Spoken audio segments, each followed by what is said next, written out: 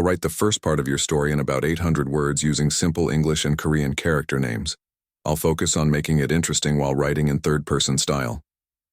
Aliens frightened as Earth's skies split, open to reveal star. Destroyers. The massive ship of Admiral Taiho hovered silently above Earth's atmosphere. From his command chair, he looked down at the blue planet with cold eyes. His gray skin reflected the glow of many screens around him. Such a simple world, Taiho said to his second-in-command, Officer Sunmi. These humans know nothing of the greater galaxy. Today we add their planet to our collection. The Galactic Federation had watched Earth for over 300 years. Their reports always said the same thing. Primitive beings fighting among themselves, barely able to reach their own moon. Perfect for conquest. Taiho's fleet consisted of 20 ships, each carrying weapons that could destroy a city. To him, this mission was routine. The Federation had conquered 37 worlds in the past decade alone. Earth would be number 38. Begin the approach, Taiho ordered. Standard formation.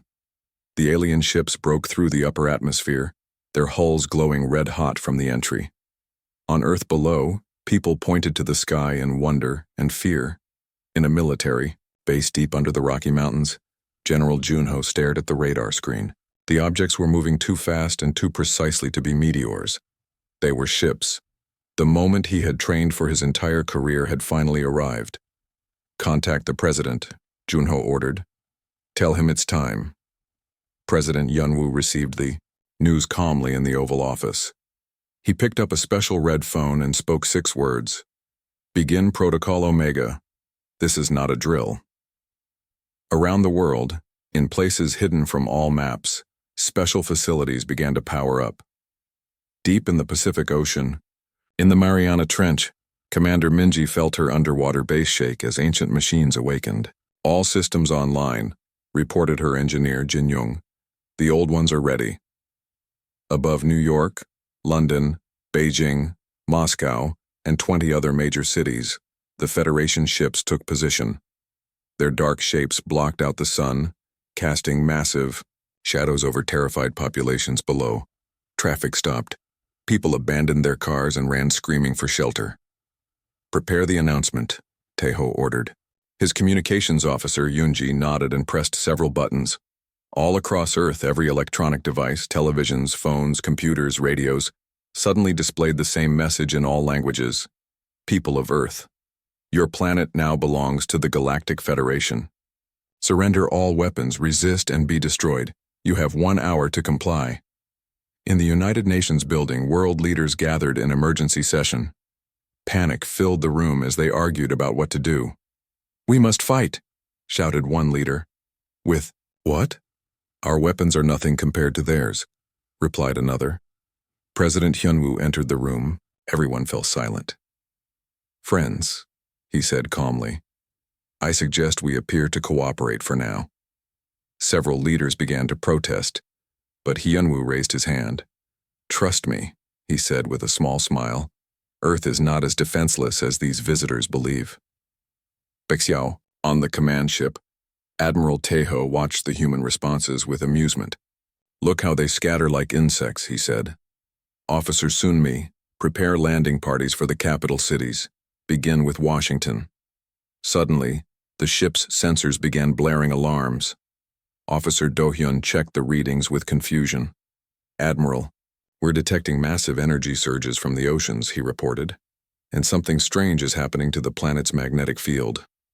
Taiho frowned. Show me. The main screen displayed a map of Earth with red dots appearing across all oceans. Something was rising from the depths. In her underwater command center, Commander Minji gave the order. Launch all vessels. The ocean began to boil as enormous circular platforms rose to the surface. Each was 3 kilometers wide and covered in strange symbols that began to glow with blue light. On land, massive doors hidden under mountains, deserts, and forests slid open. From these secret bases emerged vehicles unlike anything seen on Earth before. In the White House Situation Room, President Hyunwoo addressed his generals. For 200 years, we've kept the truth hidden.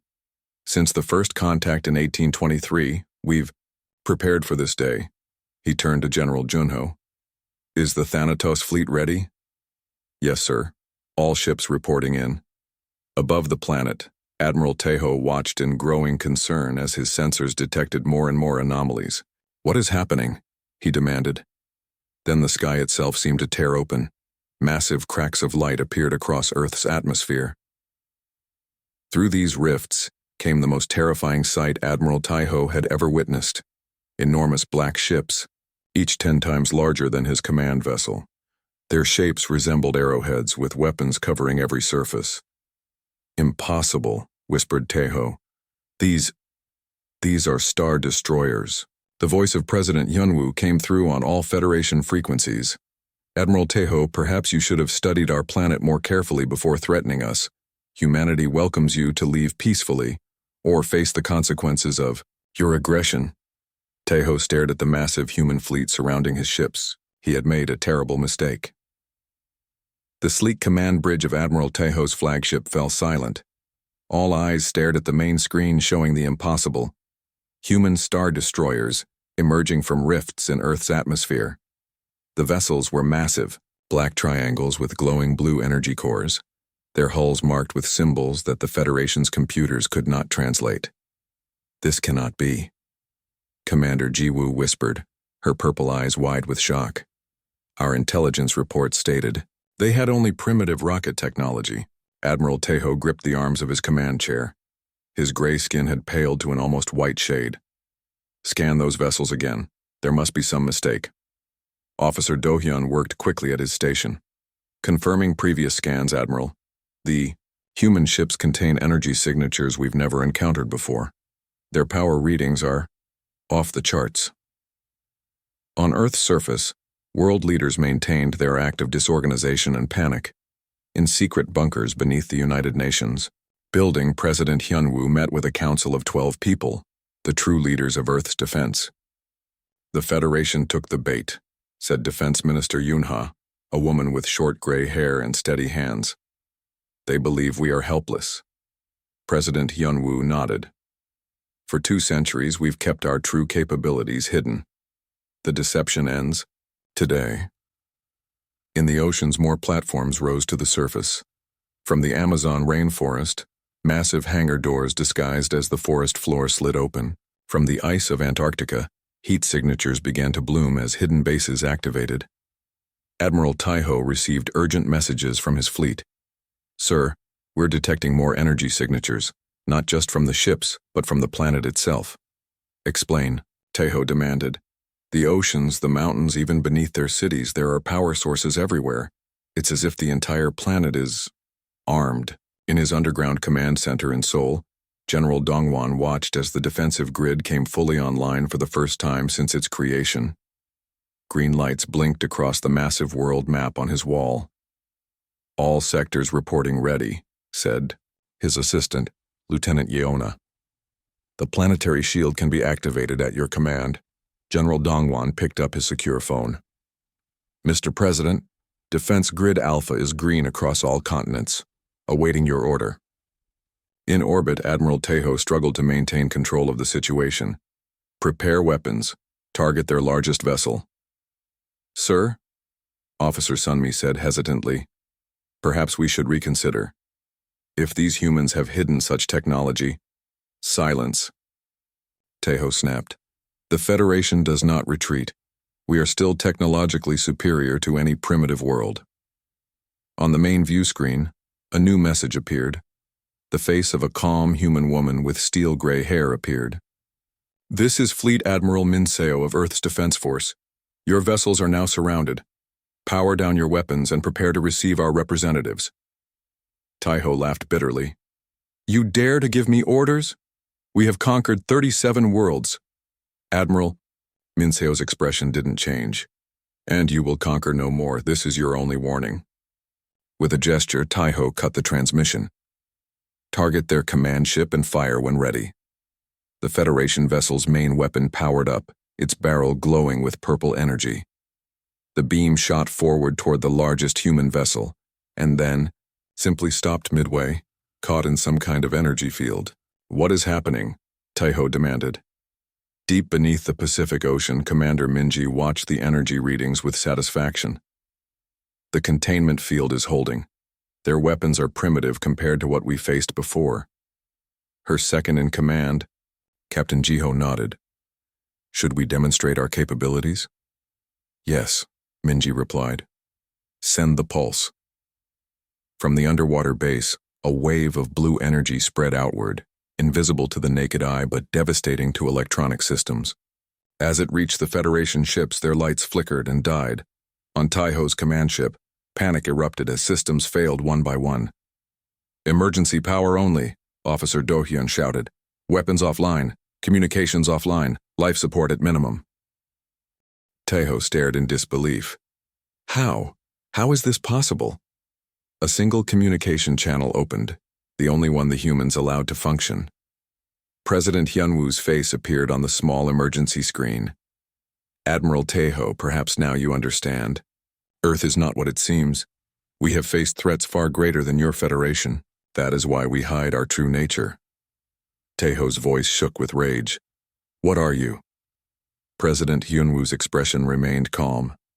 We are humanity. 200 years ago, we encountered beings from beyond our galaxy. They nearly destroyed us. We survived, we learned, and we prepared. The Federation is not the first to underestimate us. Learn from their mistake.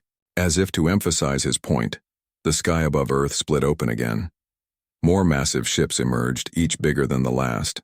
The final vessel that appeared dwarfed all others, a behemoth that stretched nearly 20 kilometers from end to end. Taiho sank back into his chair. What had begun as a simple conquest had turned into the greatest miscalculation in Federation history. In the White House Situation Room, President Hyunwoo turned to his advisors. Begin Phase 2. Let's show our visitors exactly what humanity is capable of. The massive command vessel of the human fleet hovered silently above Admiral Taiho's crippled flagship. With most systems offline, the Federation crew could only watch as a beam of blue light connected the two ships. Moments later, a group of 6 humans materialized on their bridge. Unlike the aliens with their gray skin and large eyes, the humans looked ordinary. They wore simple dark uniforms with no visible weapons. Their leader, a tall man with calm eyes, stepped forward. I am Director Donghae of Earth's Defense Council, he said.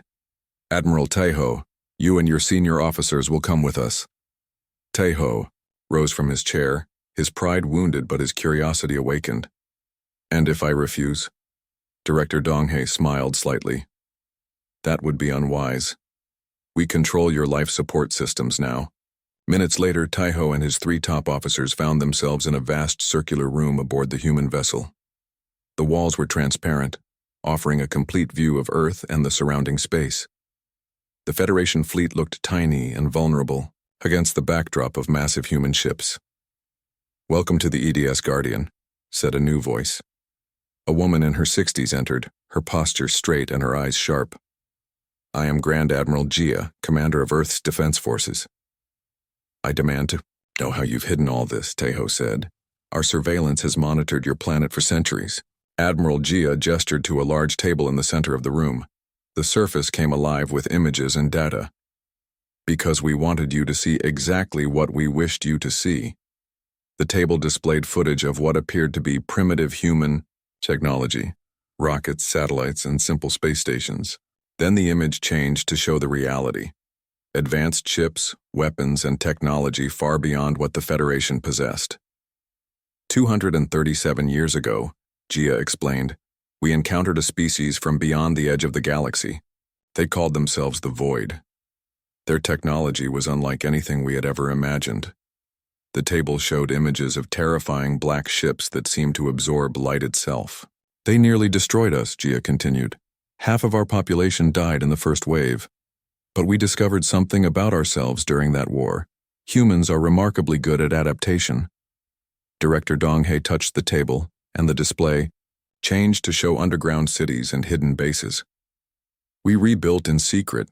We developed technology based on what we learned from the Void, and we decided that no one must know our true capabilities until necessary. Taiho stared at the images, in shock. This is impossible. Your species was splitting atoms less than a century ago. Admiral Gia laughed softly. That's what we wanted everyone to believe.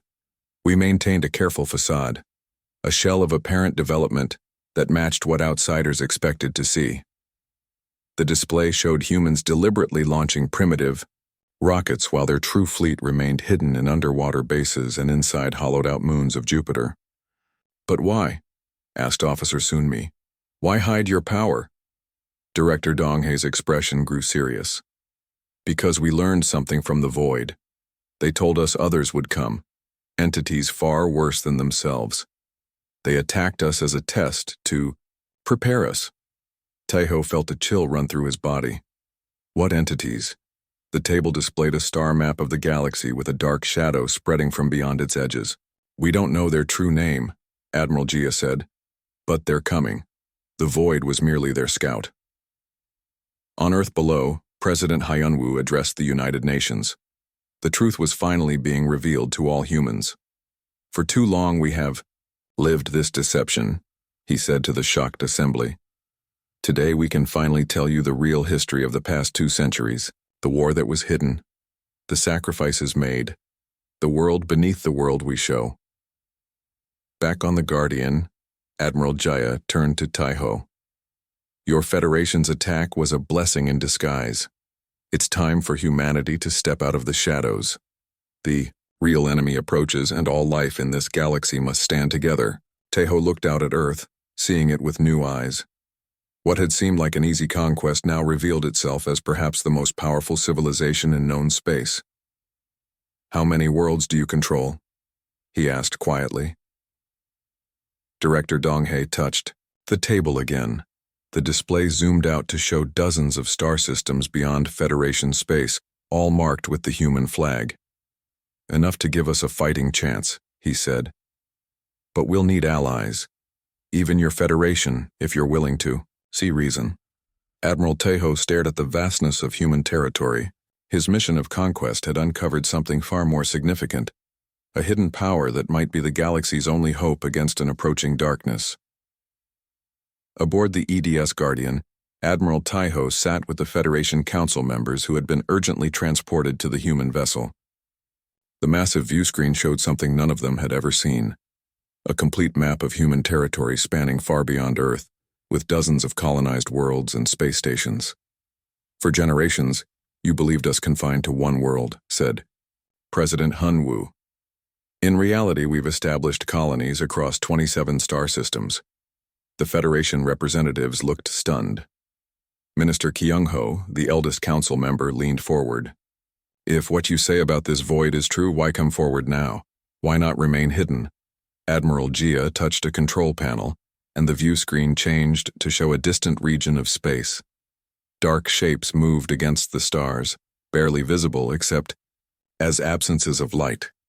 Our deep space monitors detected them 3 months ago, she explained. The void was correct.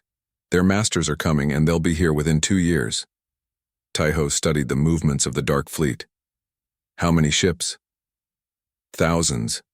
Director Donghei replied quietly. Perhaps tens of thousands. Back on Earth, humanity was adjusting to the revelation of their true history. Hidden cities emerged from underground. Massive facilities rose from the ocean depths.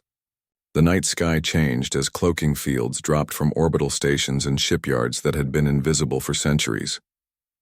In New York City, people gathered in Times Square, watching as what appeared to be the moon shimmer and partially vanish, revealing the massive defense platform built into its surface. In her command center beneath the Pacific, Commander Minji received new orders. It's time, she told her crew. Prepare the fleet for full deployment. Across the solar system, hidden human bases activated. From the clouds of Venus, from the moons of Jupiter and Saturn, from asteroids and cosmic dust clouds, ships emerged, thousands of them, joining the growing armada around Earth. On the view screen of the Guardian, Federation leaders watched in awe as the human fleet assembled. This is only our home defense force, Admiral Gia said. Our main fleets are stationed at our colony worlds. Taiho stood up, his decision made. The Federation has never faced a threat of this magnitude. We've been conquerors, not defenders, but perhaps it's time for that to change. He turned to his fellow council members. I propose an alliance with Earth and her colonies. United, we might have a chance against this darkness. Minister Kyung-ho frowned. You suggest we trust these humans who have deceived the galaxy for centuries? They deceived us because they had to, Taeho replied. If they wanted to destroy us, they could have done so the moment we entered their space. President Hyunwoo nodded in appreciation. The coming war will require all of us. The Void nearly destroyed humanity with just a scout force. Their masters will bring devastation unlike anything this galaxy has seen. The Federation Council members conferred quietly among themselves. Finally, Minister Kyung-ho spoke. We will need to present this to the full council, but given the circumstances, I believe we can reach an agreement. Director Dong-hae smiled for the first time. Then let us begin planning. We have much to teach each other. In orbit around Mars, Captain Minji supervised the activation of the largest human shipyard in the solar system. Great dry docks opened, like metal flowers revealing vessels under construction, each bigger than the last. The Federation ships will need upgrades, she told her chief engineer, Officer Junho. Their weapons and shields are generations behind ours. Junho nodded. We can help them. Their design approach is different. It might give us new ideas. In the heart of the Guardian, Admiral Jia led Taeho to a sealed chamber. Inside was a single black cube, floating in a containment field. This is the only piece of Void technology we couldn't reverse engineer, she explained. It activates sporadically, showing us glimpses of their homeworld. The cube suddenly pulsed with dark energy. Above it, an image formed, a massive structure, orbiting a dying star. The structure was alive with movement, building what appeared to be ships. That's their main shipyard, Jia said quietly. They're preparing an armada. Taeho stared at the nightmarish image. How do we fight something like this? Admiral Jia's expression hardened with determination. Together, we fight together or we die separately. As the Federation and human leaders began planning their defense, the stars themselves seemed to dim. Somewhere in the void between galaxies, ancient entities turned their attention toward the Milky Way, toward a planet called Earth that had hidden its light for far too long. The Grand Council chamber of the Galactic Federation buzzed with tense voices. Representatives from over 300 worlds gathered to witness something unprecedented, humans standing as equals before them. Admiral Taeho stood beside President Hyunwoo and Admiral Jia as they faced the assembly. 1 week ago, Taeho began, I led a fleet to conquer Earth. I stand before you humbled and enlightened. The central display activated, showing the approaching Void Armada, now detected by combined Federation and human sensors. The dark ships moved like a cancer spreading across the stars. For too long, the Federation has focused on conquest, Taeho continued. Now we face extinction unless we stand with humanity against this threat. President Hyunwoo stepped forward. His simple gray uniform contrasted with the elaborate robes of the Federation officials. 2 centuries ago, humans fought alone against the Void Scouts. We suffered greatly, but survived. Now their masters come, and no single species can face them alone. The council erupted in voices, some afraid, others angry, many disbelieving. Grand Minister Suman, leader of the Federation Council, raised her hand for silence. How can we trust humans? She asked. You hid your true power for generations. You built weapons that could destroy us all. Admiral Jia nodded. Yes. We did what was necessary to protect ourselves. But we never used those weapons against you, even when you entered our space with hostile intent. She pressed a control on her wrist. The image changed to show massive shipyards orbiting Jupiter and Saturn, places where human and Federation engineers already worked together. Our technology is now yours, Jia said, and we ask for your knowledge in return. United, we have a chance. In the vast blackness of space near Neptune, the first joint Human Federation battle group conducted exercises. Captain Minji watched from her command chair as Federation ships practiced new maneuvers alongside human vessels. They learn quickly, observed her tactical officer, Lieutenant Hajun. Minji nodded. They must. We have 18 months before the enemy arrives. Back in the council chamber, the Federation representatives voted. The outcome was not unanimous, but the majority was clear. The galaxy would stand with Earth. A new protocol is established, announced Grand Minister Suman. The Defense Accord replaces our conquest directives. All Federation worlds will contribute to the coming war effort. After the council session, in a private meeting room, President Hyunwoo sat with the leaders of the Federation's most powerful worlds. Maps covered the walls showing defense plans and evacuation routes. There's something we haven't shared publicly, Hyunwoo said quietly. Something only those in this room need to know. He activated a secure data crystal. A hologram appeared showing a massive structure hidden in the asteroid belt between Mars and Jupiter. This is the Thanatos device, he explained. Our last resort if all else fails. Admiral Ki-hyun from the water world of Aquarius leaned forward. What does it do? It creates a localized collapse of space-time, Admiral Jia said. A controlled black hole that will consume our solar system and anything in it. Silence fell over the room. You would sacrifice your home world? Asked Minister Suman in disbelief. President Hyunwoo's eyes were steady. To save the galaxy? Yes. We've already prepared our colony worlds to become our new home if necessary. Outside the council chamber, everyday life throughout the galaxy began to change. On thousands of worlds, defense preparations started. Ancient weapons were dusted off. New alliances formed between previously hostile species. In Earth's orbit, the star destroyers that had so frightened the Federation now served as training centers. Federation officers learned human battle tactics, while human engineers studied alien technology.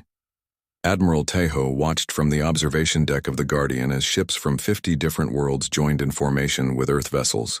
I came to conquer a primitive world, he said to Admiral Jia beside him. Instead, I found the galaxy's only hope. Jia smiled slightly. The Void told us something before they retreated centuries ago. They said we were chosen because of our nature. Your nature? Humans are both builders and destroyers, she explained. We create beauty and wage war with equal passion. They said this duality made us the perfect weapon against what comes from beyond. As the combined fleet grew, a message spread across the stars. A galaxy once divided would face the darkness united. And at its center stood humanity, hidden guardians who had prepared for this moment across generations. In the vast control room beneath the Pacific Ocean, Commander Minji watched as the global defense grid powered up to full capacity for the first time. The seas glowed with blue light as ancient machines awakened fully. Are we ready? Asked her second-in-command. Minji looked at the star map showing the approaching enemy, still distant but inevitable. No, she answered truthfully, but we will be.